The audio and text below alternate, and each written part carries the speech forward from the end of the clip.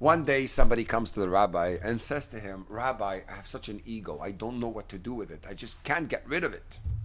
The rabbi, in response to his question, tells him, please go in the waiting room. I'll take care of your problem in an hour.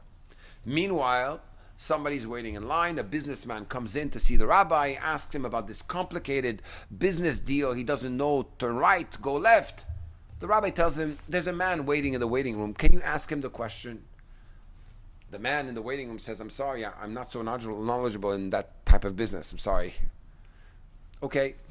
Then another person comes to see the rabbi because they have an issue about an operation, how they should do the operation.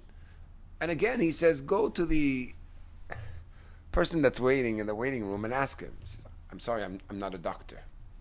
And then a great rabbi comes in and asks a very complicated question in the Talmud.